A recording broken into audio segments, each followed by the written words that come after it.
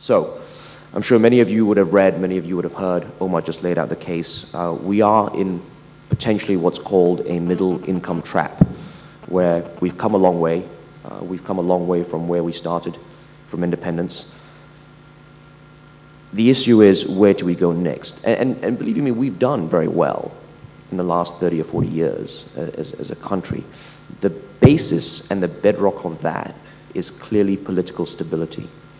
And I know people don't like to talk about it in forums and whatnot, but we can't compare ourselves to others. We can't, and trust you me, I spent a lot of time in Singapore. We've got a massive investment there, as you know. We cannot compare ourselves to Singapore. It just doesn't work, right? They are a city-state, small island with more or less contiguous people. And sure, they've done extremely well, but they have to compare themselves to the likes of Monaco and Switzerland and other city-states. They don't have the racial complexities and indeed the natural resources that this country has. So I think everyone says, oh, look at our neighbor down south, they've got nothing, they've come from, yeah, but they've used certain things to their advantage very well.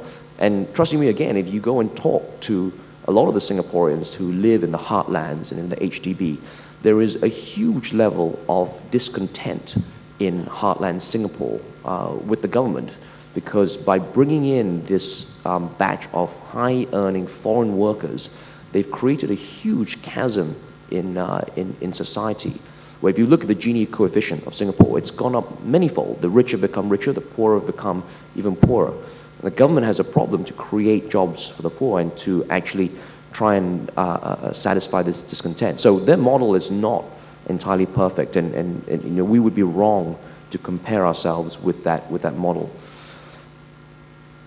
Let me go back to the words of political stability. I just got back this week actually from Sri Lanka. I was in Colombo for 3 or 4 days on a working trip. And that's a very interesting case study of where 5 months ago the war with the Tamil Tigers stopped, basically ended. And I think that with that political stability, you will see a lot of development in that country over the next 3, 5, 10 years, if they can retain that political stability. So it's not really something that, ladies and gentlemen, we can afford to take for granted. It is actually true hard work. And a lot of people criticize Malaysia, criticize the government, criticize BN, criticize the opposition.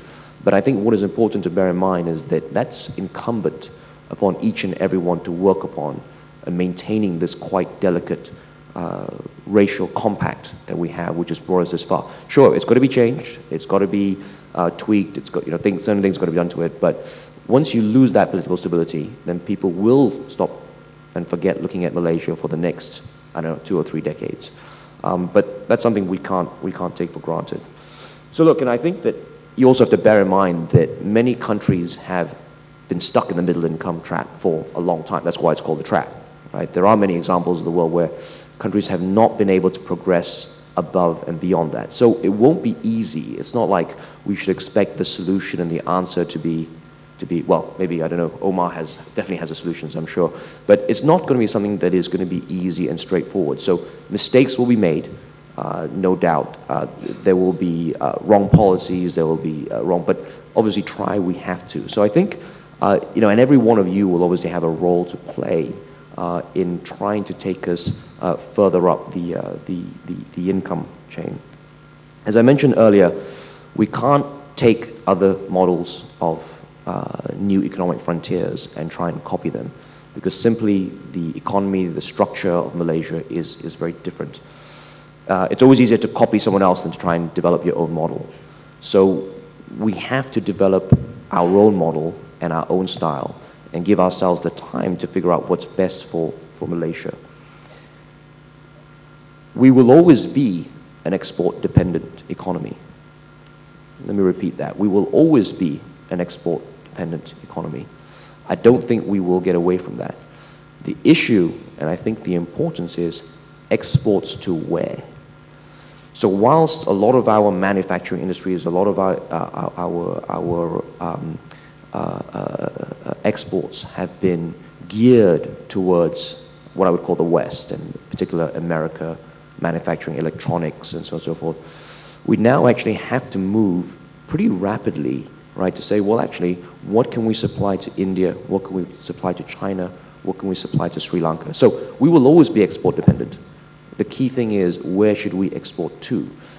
Are we, for all the problems that Penang faces and the hollowing out of the IT industry in Penang and factories moving to China, well, are we engaging with the Chinese companies so that a Lenovo will come and invest in Malaysia, just like Intel and IBM and Dell did 10 or 20 years ago, right? Because that's critical. That's going to be critical to the forward development of Malaysia. So as I said, we will always be export dependent. The exports are too large a percentage of this economy for us just to say, oh, let's just become a domestic consumption-driven economy. China can do that. India can do that. They've got a large population base. It's very, very difficult for Malaysia to do that. So we need to go and figure out, where we can carve out our niche and where we can export to. And a lot of people now say, look, Indonesia, look what they've done. They've come into their own. They've now reached a stage. But what's their niche? Their niche is pretty simple. They will export natural resources to China. So we have to figure out and develop what our niche is, and to utilize the fact that we have a Chinese population in Malaysia. So the Chinese, when they come here, are very comfortable. We have an Indian population in Malaysia, and so therefore when the Indians come here, they're very comfortable too. And we have a large Malay population. So when the Muslims from the Middle East come to Malaysia, right, they're also very comfortable. So how do we use that and develop our own niche and our own growth platform? There are three areas that actually it's easy to talk about the problems, but sometimes it's more interesting to try and come out with the solutions. And as I said, these are not going to be everything, but maybe some things to think about. Obviously, the commodities complex, the commodities industry in Malaysia is enormous. Some of you may work in related services. Some of you may work directly in those industries, be it oil and gas, be it palm oil. The interesting about oil and gas, and for all the criticisms against Petronas, if you look and see who are the most active player in Iraq at the moment, it's actually been Petronas. They've actually won 2 out of the 2 contracts that have been awarded in Iraq over the last 2 months. They have over 40% of their revenues coming from overseas, not just from Malaysia. I think their aim is to continue to move that upwards. So I think actually, for all the accusations, and I'm not defending Omar just because he's sitting on my right, I would say this relevant, and I attack him quite often as well, so that's okay. So for all the accusations that are waylaid against Petronas, right, if you go and talk to the chief executive of ExxonMobil, if you go and talk to the chief executive of BP and Shell, they actually hold Petronas in an extremely high regard, which is why Shell chose Petronas as a partner to bid in Iraq.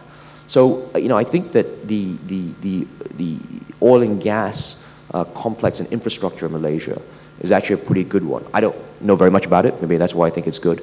But I think that its ability now to diversify and move out of Malaysia, and not because our oil will run out, right? 2020 or 2030 or whatever it is. The oil in Malaysia will run out. That's gone, right? So we have to look to a future where we've built up the expertise in Malaysia on E&P and whatnot. The question is, how do we export that, and how do we continue to thrive from that? Similarly with palm oil, it's the same thing. Once long ago it was rubber and tin, and those became so-called sunset industries overtaken by synthetics, and now we have palm oil. Eventually Indonesia, and it already has by production, total production volumes, will overtake Malaysia in terms of their production of palm oil. So how do we get further up the value chain? I mean, it's surprising to me that the market capitalization of the Indonesian listed plantation companies in Singapore now rivals that of Malaysia, and Singapore doesn't have a single drop of palm oil. Why did the companies choose to list there? Where were we in the last 3 to 5 years? And Indonesia does feel very comfortable with Malaysia. Yeah, we have the odd spats, but naturally the Muslim nature of both the countries mean that they are more comfortable. Why haven't all those companies, and there's a good dozen of them, listed in Malaysia?